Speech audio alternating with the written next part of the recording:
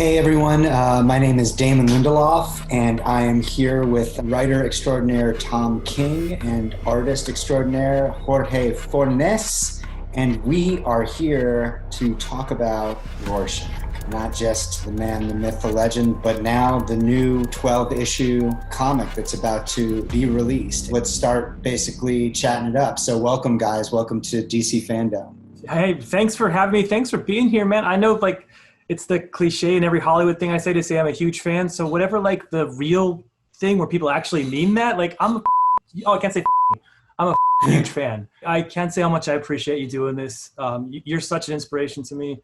And thank you. I'm trying to play it cool, so ignore my fanboying. I profoundly appreciate it, and I'm not just saying this. The door swings both ways. I've been a huge fan of yours since Vision, and obviously Mr. Miracle is extraordinary, and the Sheriff of Babylon, and the recent run on Batman is just incredible. I heard rumblings. This started a couple of months ago. I think that maybe you tweeted something and deleted it, or you made some sort of obscure reference. But I guess we should probably just begin with the beginning, Watchmen itself. So I was wondering if each of you could kind of talk about your relationship with the original 12-issue masterpiece, when you first read it, how you feel about it, its place in contemporary comics lore, et cetera, et cetera. I mean, it's tough to talk about Watchmen because it's like talking about the Earth and mentioning the sun. It's like comics are built from it. It's hard to even sort of talk about it. But I mean, you could take it back to the personal, which is, I do remember the first time I read it. I was way too young. I'm sure my mother had no idea I was buying it. I was 10 or 11 years old. I read it in one sitting on some Friday nights. I read all the back material, like the super nerd.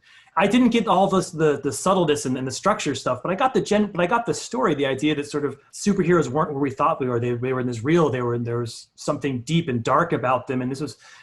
I got the ambition of the project, even at 11. And I grew up, I love superheroes. I loved them so much, but I grew up in sort of, a much tougher environment than a superhero environment. And to me, this was like, oh, I'm always reading about this ideal world. And here's something that is talking about why that ideal world doesn't match my ideal world. And to me, it was profound. I read it yearly after that. It was just almost like a religious experience. And what about you, Jorge? When did you first read it? Well, I always say that Watchmen grew up with me, The first time I read it, I was 13 years old, more or less like Tom, but I enjoyed it a lot month by month. I think that's important. Reading the book with a certain time between issues made you give your brain time to process what you have read. Maybe perhaps it's a too dense book to read it completely at once. That gives you an idea that the greatness of the book, I have been reading it every year and every time.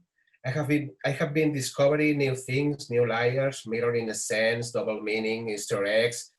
That's why they say that the book has been growing with me. As an artist, do you look at the book just without even the words sometimes? Are you just evaluating it as a visual medium? And can you just talk a little bit about what Dave Gibbons and obviously John Higgins kind of brought just visually to that book? Well, of course, Dave did a wonderful job of the series. It's iconic. I learned a lot from his work every time I read the original book. But I think currently, it's not our way to try to follow in the footsteps of the original Watchmen, either conceptually or graphically, if we want to explain our own story. So I decided not to look too much his work, except to do some homage sometimes, to try to find the best look that would work for our story, I think that's a very natural pivot to what we'll certainly be talking about, the Old Testament, the original Watchmen, as this conversation continues for all sorts of obvious reasons. Certainly from a fan perspective, and I know that I was certainly asked this a bunch when we did the television series, kind of why and why now? Frankly, I was reluctant. I didn't want to do this. They had offered it to me much earlier, and I had said no. You don't want to be the guy who follows Richard Pryor on stage, to tell the next joke. It just sets you up for failure. You don't want to be sort of compared to something that you can't ever beat. And frankly, I just didn't think there was room to breathe in that universe, because I think sort of the original Watchmen had sort of said it, what needed to be said. And I mean, I feel like I'm sucking up to you, but honestly, when I first saw your show, I remember just looking at the pilot, the first episode, and I said, oh, someone can follow Pryor. Someone can still make jokes and still make people laugh as much as they're on the floor. But you need the exact right environment, and you need to not sort of I'm going to switch metaphors here, but you can't be the cover band. You can't be the Monkees to the Beatles. You got to be the Stones. You got to be the next thing, not a copy of the last thing.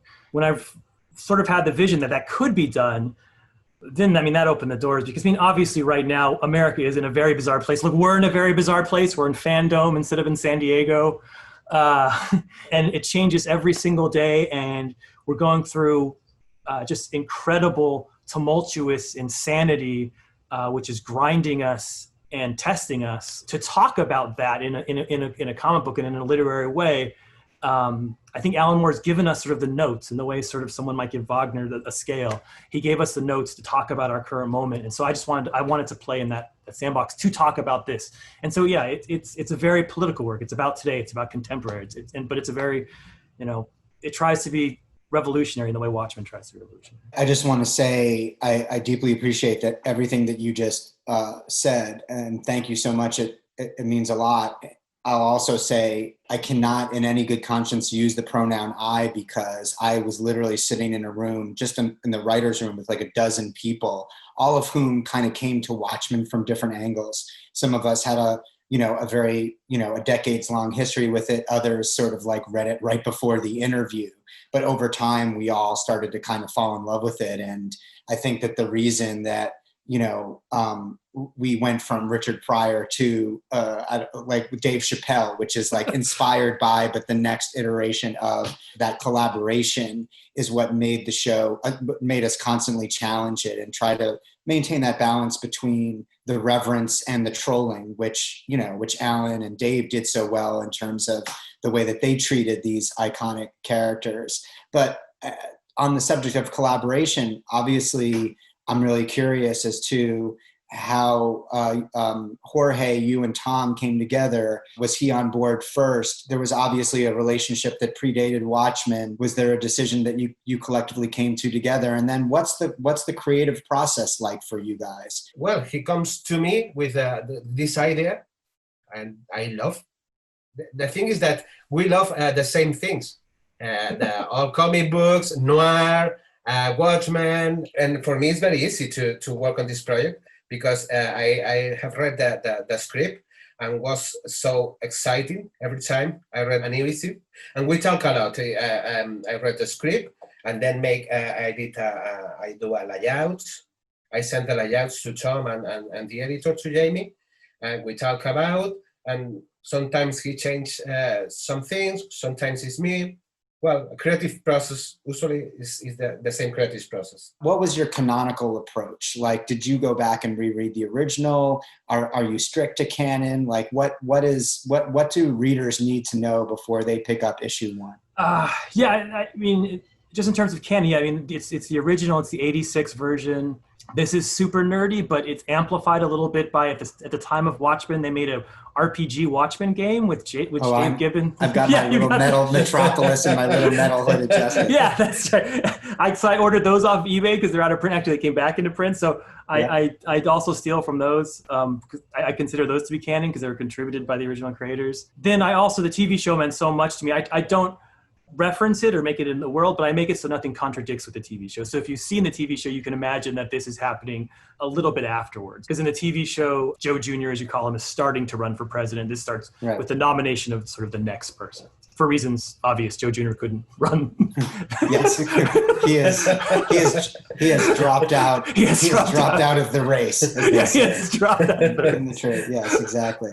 But yeah, it takes place in a Redford unit. Redford's been president for 30 years and all that stuff. But that you guys established that idea, right? And we obviously inherited that from the final pages of the original. Just adding on that, we felt like Redford would probably lose in '88 because Nixon would be overwhelmingly popular a month after the squid attack. But then we had Nixon die in office and Jerry Ford become president, and Redford beats him in '92. That was like 4 days in the writer's room.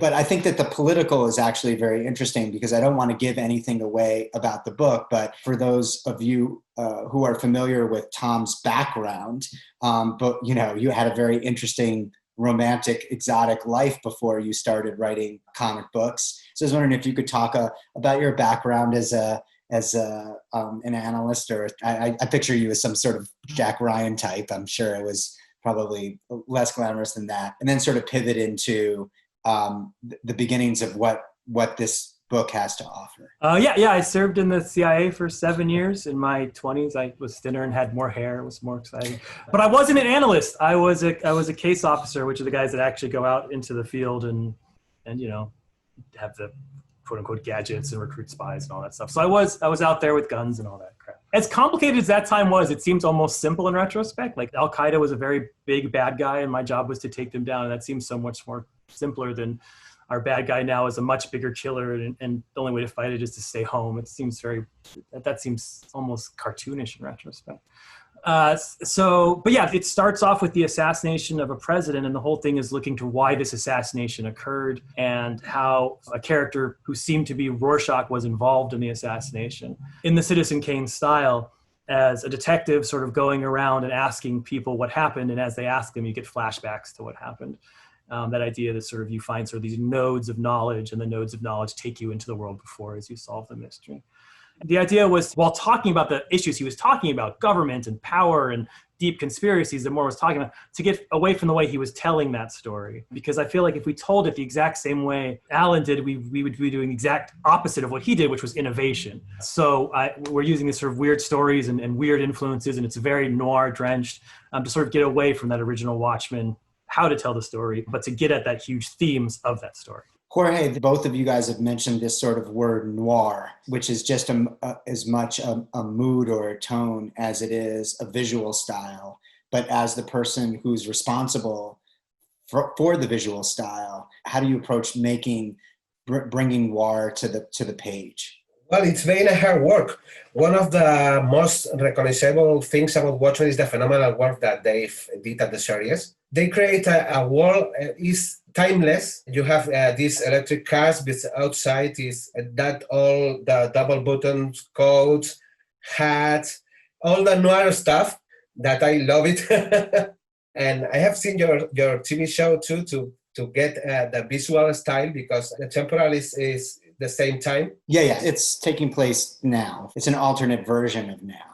The main difference kind of being the way the technology works in the world. Our idea was that even though they would be advanced in some ways, that there was a technophobia that emerged in the wake of the squid drop, where, in the same way that we look at like anti-vaxxers today, that there would be people who said like, oh, it was the beginnings of Wi-Fi that allowed this rip in the time-space continuum, because they don't know that Adrian Veidt is responsible. And we always love the idea of like unintended consequences of people who are trying to create utopias. That's the oldest science fiction story there is we're going to make big tomatoes and you end up with giant ants. So yeah. Like, it's always some well-intentioned mad man. It's usually a man. And I do think, like, obviously, because the 1940s are such a prevalent time frame in the original Watchmen, the age of the Minutemen, et cetera, you want to kind of draw a straight line tonally between the old and the new. But I think that, like, again, what's really cool about your take on it is it's obviously contemporary, alt-contemporary, but it's got this kind of really exciting 1970s feel to it, even though it's in the modern day, just in terms of what the story is. But I actually do want to talk a little bit about Rorschach. The name of the book is Rorschach. It's a deconstruction of the character in many ways, both literally and thematically and figuratively. And I was wondering if just you guys could talk a little bit about that character. Rorschach, as probably a lot of nerds know, but some nerds know, it's a parody character. It's making fun of Steve Ditko's creation, Mr. A, and a little bit of The Question, and which is the idea that sort of Steve Ditko post Stan Lee became enmeshed in the philosophy of Ayn Rand. I mean, it boils down to a lot of things, but basically the idea is in Ayn Rand, there is good and there is bad and there's nothing in between. And Ditko's personal philosophy was his responsibility as an artist was to write about people who were good that were killing bad people. And if you varied from that at all, you weren't doing your responsibility as an artist. And if you read his fiction, the Mr. A stuff, because I did a lot of research into him, because Ditko plays a big role, you can see Ditko slowly going, there's no other way, but he's slowly going mad as he goes forward and forward. But he's going mad in the most artistically beautiful. It's like watching Van Gogh, you're watching a madness poured out on a page where it gets more and more intricate. He gets more and more obsessed with these Randian concepts. and he hates more and more of the world, and he becomes almost a Rorschach figure himself. Or he eventually trapped himself in his apartment for 30 years, basically left just to get groceries and ignored the outside world except to grumble now and then. So Alan Moore, he took that idea of a character who only saw good and bad and turned him into the ultimate vigilante. And yet somehow that parody, and probably Dicko would have giggled at this, appealed to people. And really grasp in that sort of way that when you're a kid, you love Wolverine and you love the Punisher. And I remember as a kid, I was like, man, Rorschach's my favorite. I remember the first time I read Watchmen, I was like, oh, they made a mistake. The one thing that would have fixed this book if they had let Rorschach and Veidt get together at the end, just to get a little vengeance at the end. How dare Veidt get away? Like, Rorschach should have killed him. And it's only like, I think there's the maturing. But of course, that's the marvel of the term Rorschach that Alan uses, is the idea that sort of, as I look at Rorschach, I'm seeing him as a character, but I'm also seeing my perception of him. And as it changes, I'm seeing myself change, which is what a Rorschach test is, right? It's you looking at something and you're looking at an image, but what you're actually seeing is yourself. And so that the fictional work becomes about you. And so what this book is about, it's about a detective solving a mystery. So the bigger theme is, as he's solving this mystery, is him looking into his own Rorschach test and sort of finding out about himself. And that motivates him to take action eventually. Yeah, you understand this now, because in the 80s, when we were young, Rorschach was everyone's favorite. Because, yeah, of course. Was the 80s, with the golden age of the canon films. We had Rambo, we had Charles Bronson, and then you grew up and you start to understand what Rorschachs mean, the Manichaean aspects of the character, Yeah, and I think that there's levels and levels and levels, which it feels like you guys are starting to unspool. And in many ways, there's nothing more frustrating as an artist to be misunderstood. But again, Alan Moore, he would, somebody asked him about Ayn Rand and he was not a fan. It's seemingly a contradiction, but it's more kind of wrestling with the appeal of these characters who see the world in a very kind of black and white way because we crave that purity, but also the reckoning of, shouldn't we be worried about these people? And that kind of pivots into my next question for you, which is, what, if anything, does this book want to say about vigilantism? It's obviously, Tom, you have a past in law enforcement. Do you think that this is a cynical book? Do you think that where do you, what is it that you're attempting to if not illuminate, at least create discussion around? Well, it's funny because it relates exactly to your last question about sort of Ayn Rand and stuff. So we have a Rorschach character whose relationship to the original Walter Kovacs will be explored, and you'll find that on the first issue.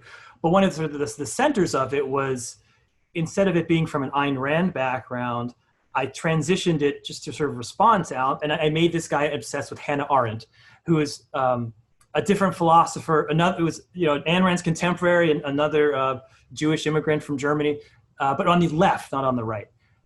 Who was obsessed sort of with the concept of citizenship and the idea that sort of, she had been in a concentration camp and sort of how sort of we as a free society stop another Nazi rising was sort of her obsession of her whole life.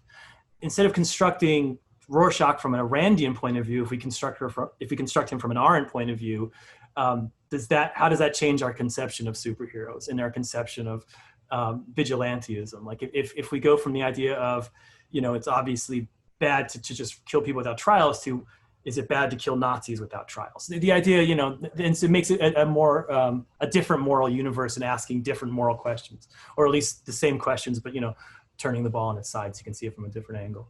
And Jorge, do you have anything to add? I mean, this is probably the most explicitly political book that you've that you've taken on. And obviously, I think offering a perspective that is, non-American. And I think that this is something that makes Watchmen, right? Which is, it was actually an American story as presented by two Brits. I'm just curious to how you feel about all this. Well, I think that we have the same point of view, as a foreigner and as an American story. I try to focus at the visual storytelling, and I give the story aspects to Tom better because he know much more than me than the American history and political. And well, of course, I think that this book is a political book too, like the old one. I don't want to talk too much about the book because the script from Tom will blow you the head. Have a lot of layers, have a lot of mirror things, is absolutely deep. And I hope that everyone takes his own point of view about this script. I don't know if you understand what I mean. I understand. It definitely blew my head. It was wonderful. I'm not going to lie. I guess a couple questions just as we wrap up, because I could talk to you guys for hours, but I do want to understanding that I don't want to spoil, but also need to, because we're in the fandom and we don't get to do that wonderful thing that you traditionally do at Comic-Con where the fans themselves get to ask you questions. And so just sort of very quickly, yes or no, or we're not answering that one. Book's called Rorschach. Can we expect to see any other legacy characters in these 12 issues, whether either in past or present, in any version? Yes. Yeah, for sure. Great. You are, or me too. I've seen them. Jorge's already drawn them, so that's a yes. That's a yes. The other question that I have is sci-fi. Are you going to be moving into any what I would call science fiction realms with this story, or is it pretty much going to stay rooted in this straight hard-boiled noir crime thriller? I have to say that I don't like the sci-fi, so I'm into deep noir and story. All right. No, but I do feel it's like the TV show, like your first pilot. It's very grounded, and because you don't know about the whole Veidt thing at that point, right? But as you watch it on, you think it's, this is just about sort of this, one town, one Oklahoma. But it actually turned out to be about the whole world was at stake and the whole future was at stake. And that's where we go here. We sort of start grounded, but the stakes keep rising in the middle. Obviously, we've talked a lot about Alan Moore and Dave Gibbons. Alan Moore, I believe, placed a curse on me. At least that's my understanding. I hope that the same is not true of you. I can comfortably say that anybody who reads what you guys have done, at least based on the first two issues, is going to feel like it is very much in flow and conversation. And as I said at the beginning, a love letter to the original. But you also mentioned Steve Ditko. And so I just want to close with obviously understanding the complexity of him as a person. Do you think he'd like this book? Let's get a little bit of hubris going here to wrap it up. Because I think that he is such a big part of what inspired this story. So what's your hot take? No, I think Steve would hate it. I just sadly. There's your clickbait. Yeah, I think Steve would hate everything. I mean, I worship his art, but I think he'd hate everything I wrote because I delve. My whole work, my whole oeuvre or whatever is all about sort of moral uncertainty, and that goes right back to my CIA days. Obviously, like the idea it's like you think you know what you're doing, but you don't, and the people you think are your heroes are flawed, and the people you think are flawed are sometimes heroes. Like all that stuff appeals to me as a writer, and never appealed to Ditko on any sort of level. Like moral uncertainty was sort of his Moloch, that was what he was rebelling against. So, we're gonna pay as much tribute to his beautiful art, and no one tributes Steve better than Jorge. But yeah, he'd totally hate all of this, and I apologize to his ghost. Well, I don't think we're going to do any better than that. So Tom, Jorge, thank you so much for your time, for coming in the fandom. I'm not entirely sure what a fandom is. I feel like there should be someone on our shoulders, as people are screaming and fighting and Master Blaster situation. But if we're just going to sit in our colorfully appointed book-laden nerd offices, I couldn't imagine spending it with two more exciting artists than yourselves. So thanks for taking the time, and on behalf of all fans, thanks for taking this on. I think that it's easy to say, how dare you? But I speak from personal experience when I say it's not fun trying to clear that bar. It's as high as a bar can get. And so I commend you guys for trying to clear it, and I believe you have, for whatever it's worth. We'll see how the next 10 issues turn out. but I have very, very high hopes. So again, thanks for your time. Oh, thank you, man. That means so much to me. I appreciate it. Thanks to you, Dane. Thank you, guys.